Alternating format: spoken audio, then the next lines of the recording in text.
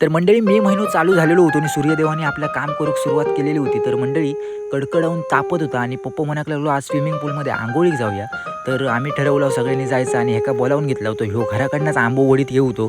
तर मंडळी सगळे जमा झाल्याच्या नंतर आम्ही निघालो आणि अर्ध्यावर गेल्याच्या नंतर ह्या मुन्नाक समजला की आज आम्ही आंघोळीक जातो.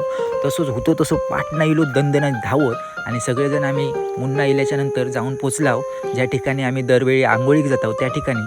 तर मंडळी प्रत्येकाच्या गावात असा एक तरी ठिकाण असतं ज्या ठिकाणी संपूर्ण गावातले सगळे पोरगे ह्या ठिकाणी आंघोळीक येतात. तर मंडळी असाच या ठिकाण असा एका आम्ही रुकियाची मळी म्हणतो. तर मंडळी कमेंटमध्ये नक्की कळवा तुमच्यासुद्धा गावात अशी ठिकाणं असतली ज्या ठिकाणी संपूर्ण गावातले मुंबईवाले जरी पोरगे येले तरी उत्सुक असतात आंघोळीक जाण्यासाठी. तर मंडळी पाणी तर एकदम थंडगार होता. तर आम्ही सगळेजण खाली उतरलो आणि आंघोळ करूक सुरुवात केलं.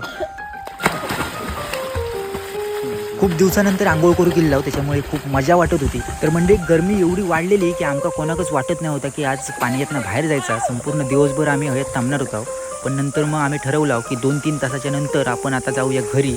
तर मंडळी सगळेजण एक एक करून सगळे वरती येऊक लागले आणि कपडे वगैरे चेंज करूक सुरुवात केला. तर मंडळी संपूर्ण व्हिडिओत एवढाच. परत भेटूया पुढच्या व्हिडिओत. व्हिडिओ आवडली तर नक्कीच जास्तीत जास्त लोकांपर्यंत पोचवा. तर चला तर मंडळी पुन्हा भेटूया वेळ भेटा तेव्हा पुढच्या व्हिडिओत. Bye bye.